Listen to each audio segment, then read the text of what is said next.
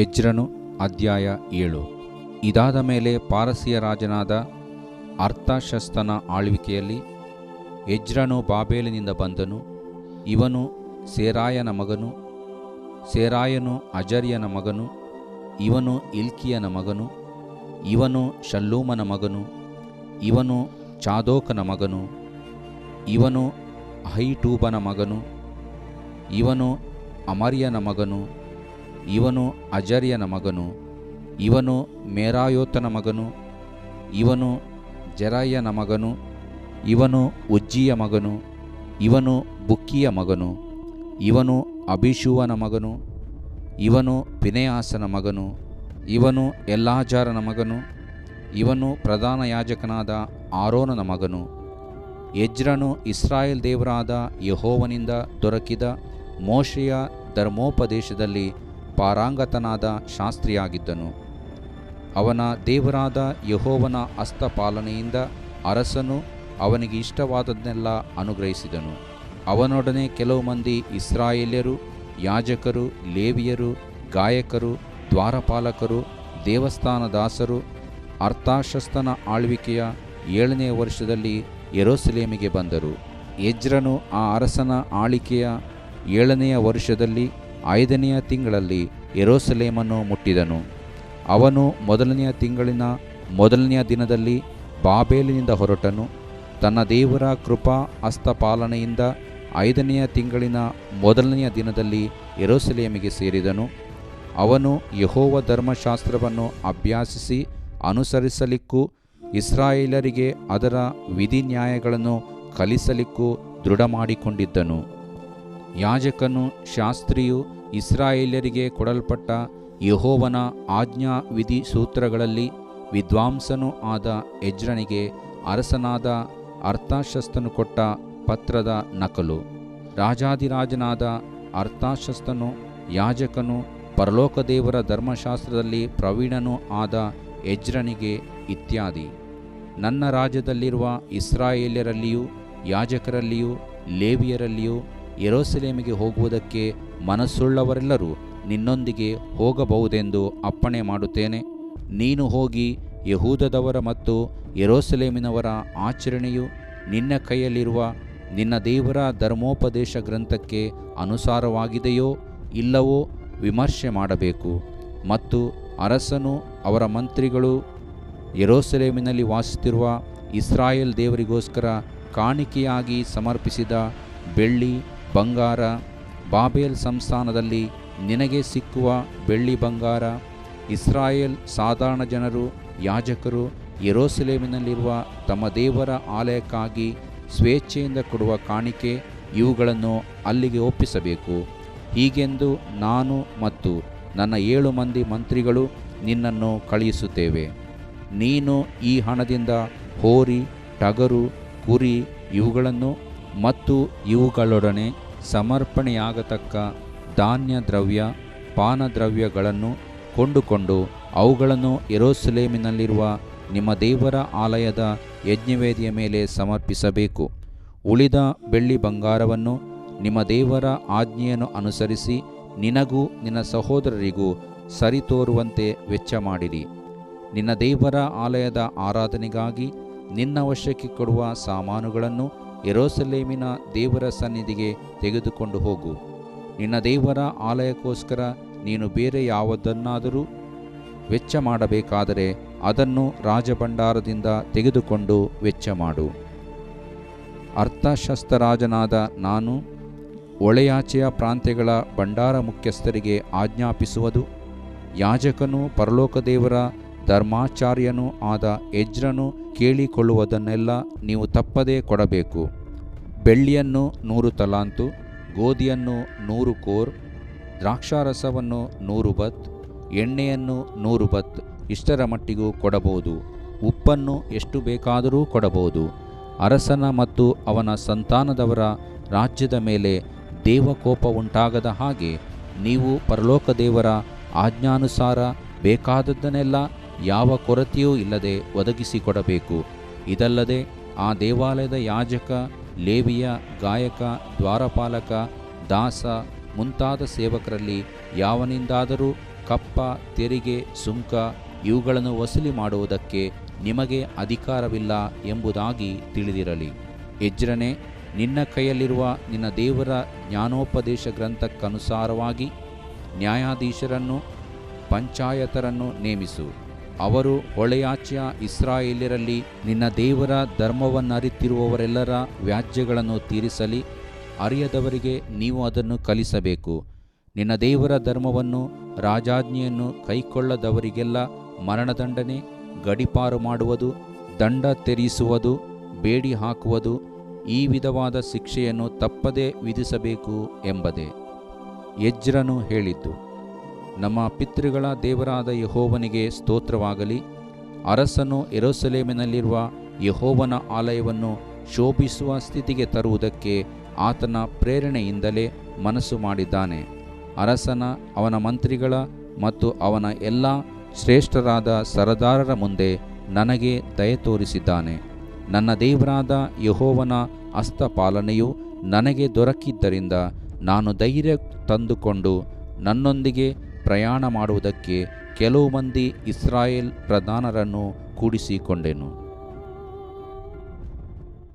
ದೇವರು ಪ್ರೀತಿಸುವ ಪ್ರೀತಿಯ ಬಿಗ್ ಜೆ ಟಿವಿ ಪ್ರಿಯ ವೀಕ್ಷಕರಿಗೆ ನಮ್ಮ ಕರ್ತನಾದ ಯೇಸು ಕ್ರಿಸ್ತನ ಹೆಸರಿನಲ್ಲಿ ನಿಮ್ಮನ್ನು ವಂದಿಸಿ ನಮಗೆ ಆಹ್ವಾನ ನೀಡ್ತಿದ್ದೇವೆ. ಬನ್ನಿರಿ, ದೇವರ ವಾಕ್ಯವನ್ನು ನಾವು ಅಧ್ಯಯನ ಮಾಡಿಕೊಳ್ಳೋಣ. ದೇವರ ವಾಕ್ಯವನ್ನು ಯಾಕೆ ನಾವು ಅಧ್ಯಯನ ಮಾಡಿಕೊಳ್ಳಬೇಕು ಎಂಬುದಕ್ಕೆ ಒಂದು ಕಾರಣ ಕೊಡ್ತೀನಿ ರೀ.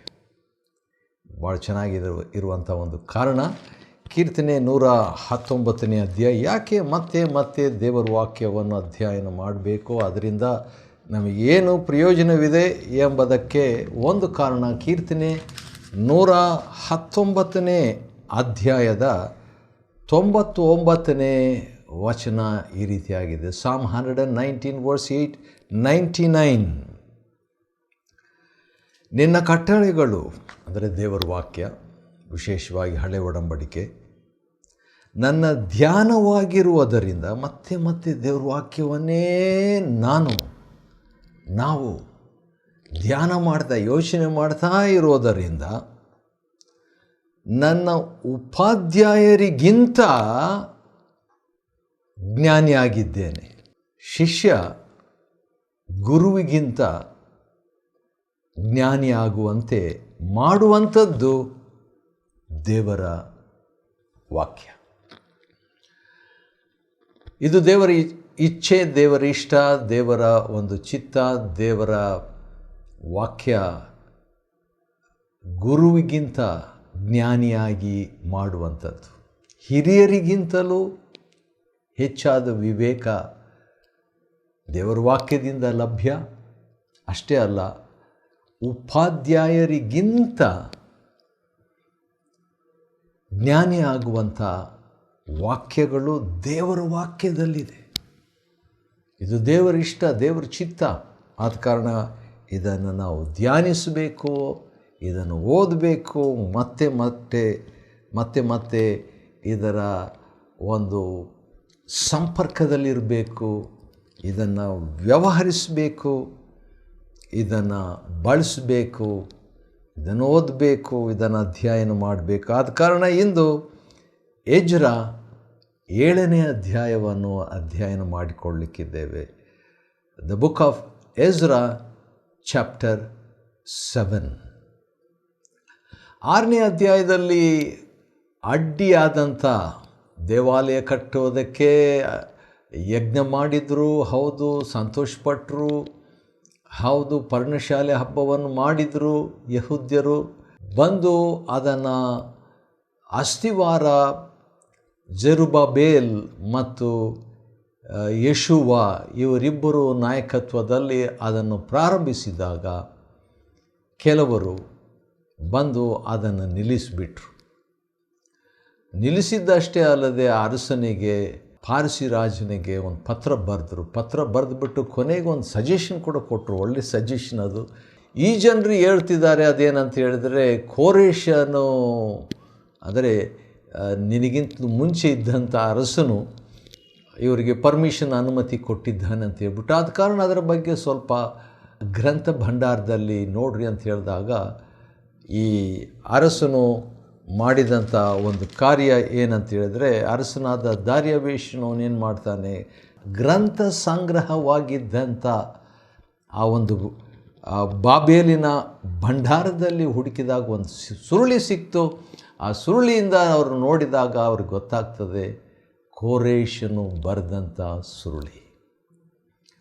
ಅದರಲ್ಲಿ ಏನಂತ ಬರೆದಿದೆ, ಯಹೂದ್ಯರಿಗೆ ಬಲವಾದ ಅಸ್ತಿವಾರ ಹಾಕ್ರಿ.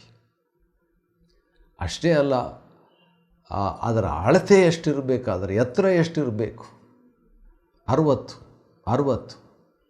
ಅಷ್ಟೇ ಅಲ್ಲ, ದೊಡ್ಡ ದೊಡ್ಡ ಕಲ್ಲುಗಳನ್ನು ಅದನ್ನು ಯೂಸ್ ಮಾಡಿ ಕಟ್ರಿ, 3 ಸಾಲಿನಲ್ಲಿ ವರಿಸೆಯಾಗಿ ಅದನ್ನು ಕಟ್ರಿ.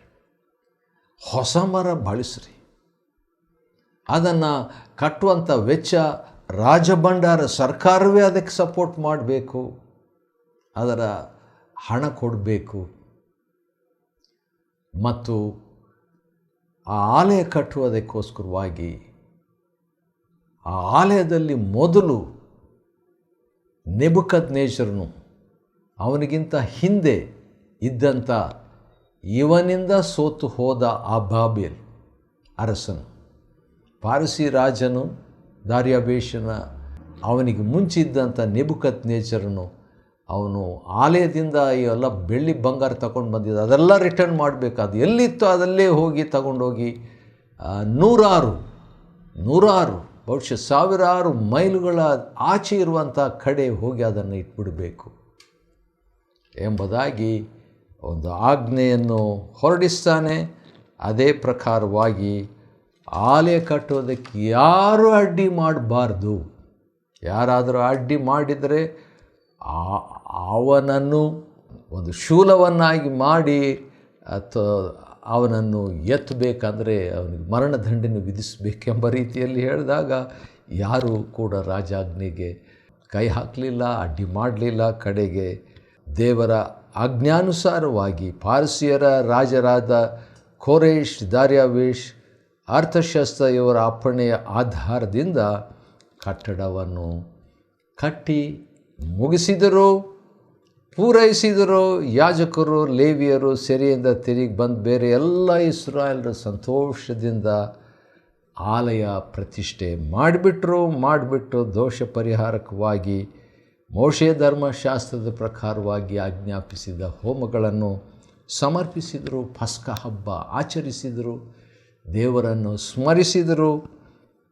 ಹೌದು, ಇಸ್ರಾಯೇಲ್ ದೇವರಾದ ಯೆಹೋವನನ್ನು ಹುಡುಕುವುದಕ್ಕಾಗಿ ತಮ್ಮನ್ನು ಶುಚಿ ಮಾಡಿಕೊಂಡರು. ಮತ್ತು ದೇವರು ಅಶ್ಶೂರದ ಅರಸನು ತಮಗೆ ಸಹಾಯ ಮಾಡುವಂತೆ ಯೆಹೋವನವನ ಮನಸ್ಸನ್ನು ತಿರುಗಿಸಿ. ಯಾಕಂದರೆ ರಾಜನ ಮನಸ್ಸು, ಅಧಿಕಾರಿಯ ಹೃದಯ, ದೊಡ್ಡವರ ಹೃದಯ ದೇವರ ಕೈಯಲ್ಲಿದೆ. ದೇವರು ತನ್ನ ಮನಸ್ಸಿಗೆ ಬಂದ ಹಾಗೆ ಅದನ್ನು ನೀರಿನ ಕಾಲುವೆಗಳ ಹಾಗೆ ಯಾವ ಡೈರೆಕ್ಷನ್ನಲ್ಲಿ ಆದರೂ ಅದನ್ನು ತಿರುಗಿಸಲು ಶಕ್ತನಾಗಿದ್ದಾನೆ. ಒಂದು ಕುಟುಂಬದ ನಾಯಕನ ಮನಸ್ಸನ್ನು ತಿರುಗಿಸುವುದಕ್ಕೆ ಶಕ್ತನಾಗಿದ್ದಾನೆ, ವೈರ್ಯ ಮನಸ್ಸನ್ನು ತಿರುಗಿಸುವುದಕ್ಕೆ ಶಕ್ತನಾಗಿದ್ದಾನೆ. ಆದ ಕಾರಣ ಇದು ಚರಿತ್ರೆ, ಇದು ಬೈಬಲ್, ದೇವರ ವಾಕ್ಯ ನಿಜ.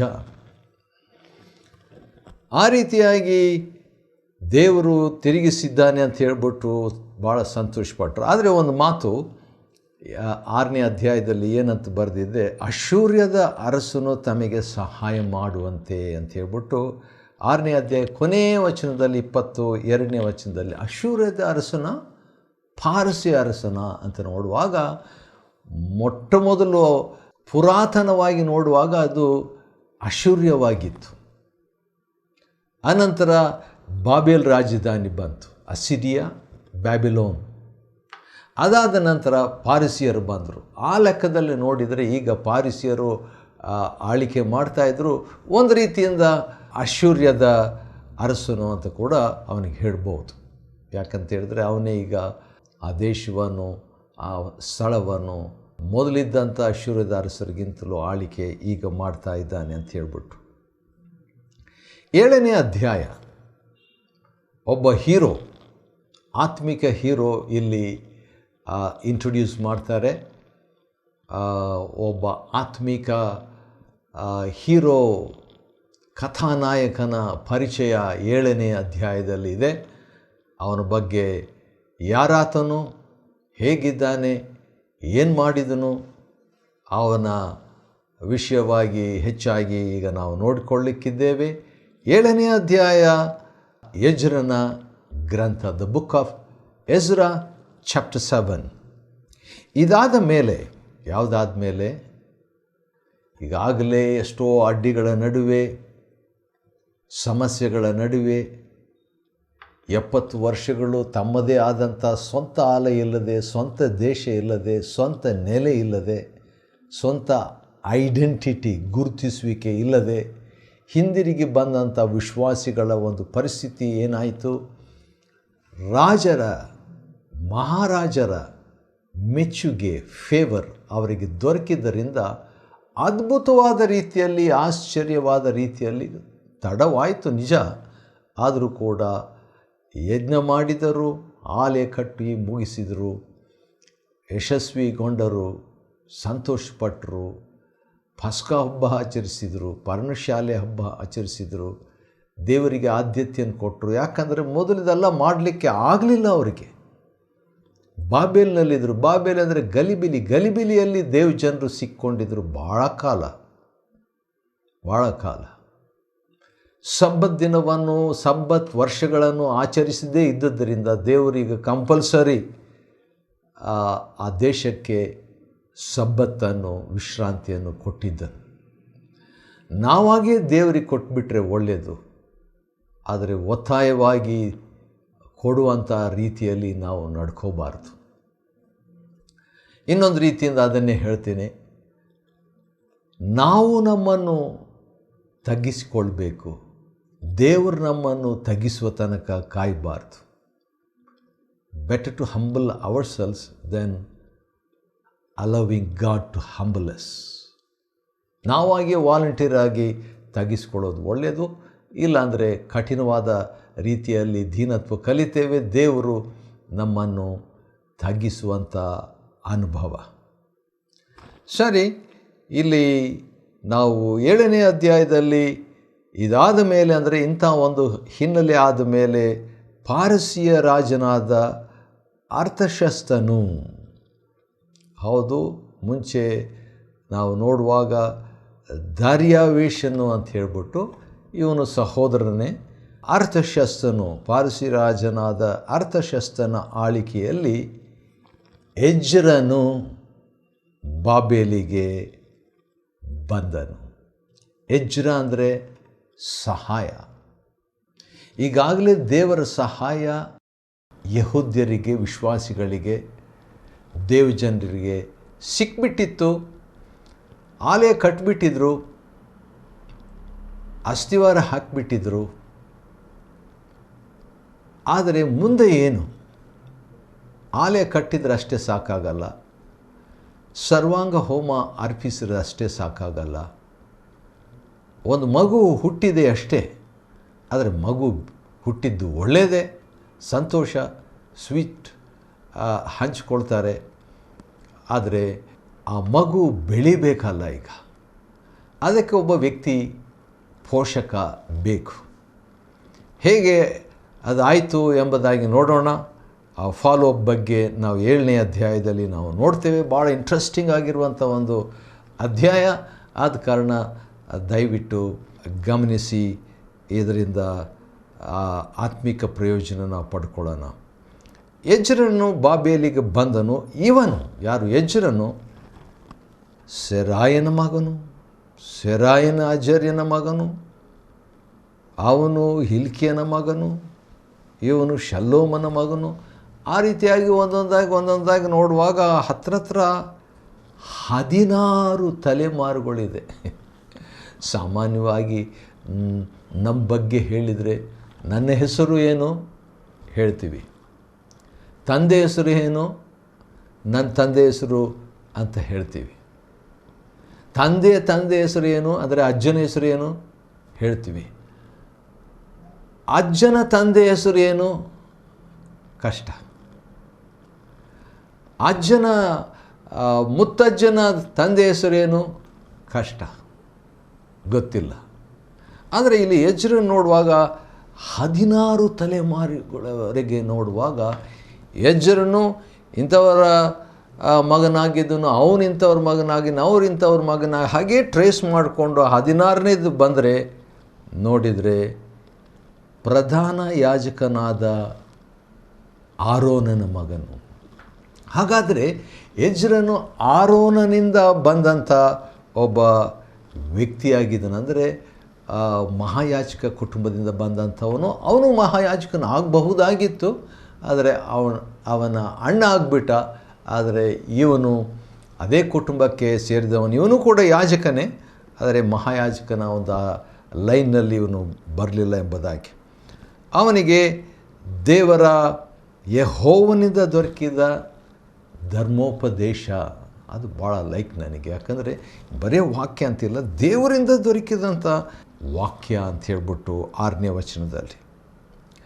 ಆಮೇಲೆ ಯೆಹೋವನ ಹಸ್ತ ಪಾಲನೆಯಿಂದ ದೇವರ ವಾಕ್ಯ, ದೇವರ ಹಸ್ತ, ದೇವರ ವಾಕ್ಯ, ದೇವರ ಹಸ್ತ, ಅದು ಪವಿತ್ರಾತ್ಮನಿಗೆ ಸಾಂಕೇತಿಕವಾದದ್ದು. ಆ ಸಹಾಯದಿಂದ ಏನಾಗ್ತದೆ, ಅರಸನು ಅವನಿಗೆ ಇಷ್ಟವಾದದ್ದನ್ನೆಲ್ಲ ಅನುಗ್ರಹಿಸಿದನು. ಕಡೆಗೆ ಬರ್ತಾನೆ, ದೊಡ್ಡ ತೀರ್ಮಾನ ತಗೊಳ್ತಾನೆ. ಭಾಳ ಚೆನ್ನಾಗಿದೆ ಅದು. ಎಜ್ರ 7ನೇ ಅಧ್ಯಾಯ 10ನೇ ವಚನ. The book of Ezra chapter 7 verse 10. ಎಜ್ರನು ಯೆಹೋವನ ಧರ್ಮಶಾಸ್ತ್ರವನ್ನು ಅಭ್ಯಾಸಿಸಿ 1, ಅನುಸರಿಸಿ 2ನೇದು, ಅದನ್ನು ದೇವಜನರಿಗೆ ಕಲಿಸುವುದಕ್ಕೂ ತೀರ್ಮಾನ ದೃಢ ಮಾಡಿಕೊಂಡು ದೇವ್ರ ವಾಕ್ಯ ಸ್ಟಡಿ ಮಾಡಬೇಕು, ದೇವ್ರ ವಾಕ್ಯ ಅನುಸರಿಸಬೇಕು, ದೇವ್ರ ವಾಕ್ಯ ಸಾರಬೇಕು, ಇತರರಿಗೆ ತಿಳಿಸ್ಬೇಕು. ಎಜ್ರನ ದೇವ್ರ ಸಹಾಯ ಯಾಕೆ ಇವನಿಗೆ ದೊರಕಿತು ಅಂತ ಹೇಳುವಾಗ ಈ ಕಾರಣದಿಂದ. ಹೌದು, ದೇವರ ವಾಕ್ಯ, ದೇವರ ಹಸ್ತ ಅವನಿಗಿತ್ತು, ಆದರೆ ಅವನು ತನ್ನ ಒಂದು ಪಾರ್ಟ್ ಮಾಡಿದನು. ಅದನ್ನೇ ನಾವು ಕೂಡ ಮಾಡಬೇಕಾಗ್ತದೆ. ಆನಂತರ ಅರಸನಾದ ಅರ್ತಷಸ್ತನು ಒಂದು letter ಬರಿತಾನೆ ಎಜ್ರನಿಗೆ.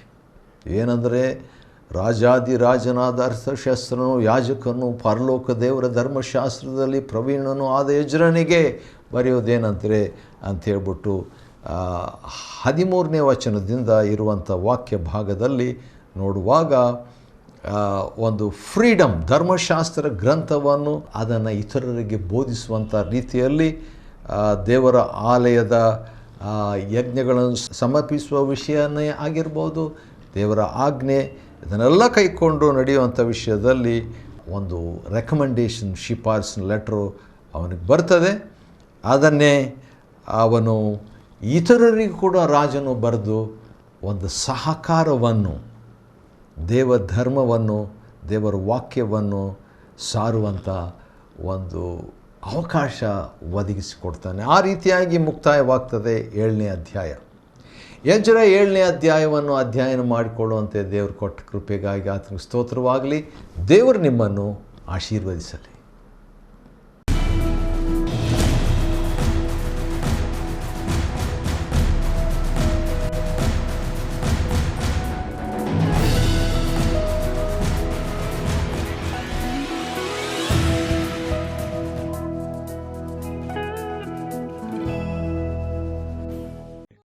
Chapter 7. Now after these things, in the reign of Artaxerxes king of Persia, Ezra the son of Sariah, the son of Azariah, the son of Hilkiah, the son of Shallum, the son of Zadok, the son of Ahitub, the son of Amariah, the son of Azariah, the son of Meraioth, the son of Zerahiah, the son of Uzi, the son of Buki, the son of Abishua, the son of Phinehas, the son of Eleazar, the son of Aaron the chief priest. This Ezra went up from Babylon, and he was a ready scribe in the law of Moses, which the Lord God of Israel had given. And the king granted him all his request, according to the hand of the Lord his God upon him. And there went up some of the children of Israel, and of the priests, and the Levites, and the singers, and the porters, and the Nethinims, unto Jerusalem in the 7th year of Artaxerxes the king. And he came to Jerusalem in the 5th month, which was in the 7th year of the king. For upon the 1st day of the 1st month began he to go up from Babylon, and on the 1st day of the 5th month came he to Jerusalem, according to the good hand of his God upon him. For Ezra had prepared his heart to seek the law of the Lord, and to do it, and to teach in Israel statutes and judgments. Now this is the copy of the letter that the king Artaxerxes gave unto Ezra the priest, the scribe, even a scribe of the words of the commandments of the Lord, and of his statutes to Israel. Artaxerxes, king of kings, unto Ezra the priest, a scribe of the law of the God of heaven, perfect peace, and at such a time. I make a decree that all they of the people of Israel, and of his priests and Levites, in my realm, which are minded of their own free will to go up to Jerusalem, go with thee. Forasmuch as thou art sent of the king, and of his 7 counselors, to inquire concerning Judah and Jerusalem, according to the law of thy God which is in thine hand, and to carry the silver and gold which the king and his counselors have freely offered unto the God of Israel, whose habitation is in Jerusalem. And all the silver and gold that thou canst find in all the province of Babylon, with the free will offering of the people, and of the priests, offering willingly for the house of their God which is in Jerusalem, that thou mayest buy speedily with this money bullocks, rams, lambs, with their meat offerings and their drink offerings, and offer them upon the altar of the house of your God which is in Jerusalem. And whatsoever shall seem good to thee and to thy brethren to do with the rest of the silver and the gold, that do after the will of your God. The vessels also that are given thee for the service of the house of thy God, those deliver thou before the God of Jerusalem.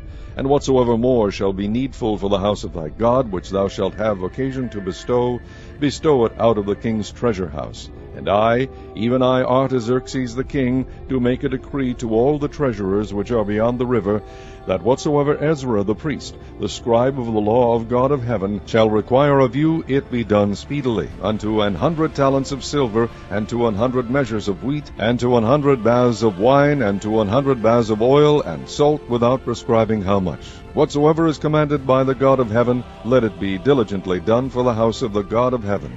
For why should there be wrath against the realm of the king and his sons? Also we certify you, that touching any of the priests and Levites, singers, porters, Nethinims, or ministers of this house of God, it shall not be lawful to impose toll, tribute, or custom upon them. And thou, Ezra, after the wisdom of thy God, that is in thine hand, set magistrates and judges, which may judge all the people that are beyond the river, all such as know the laws of thy God, and teach ye them that know them not.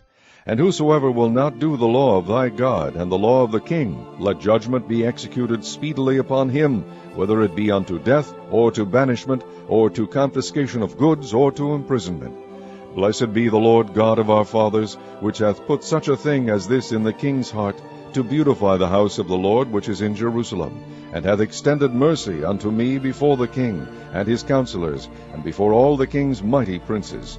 And I was strengthened as the hand of the Lord my God was upon me, and I gathered together out of Israel chief men to go up with me.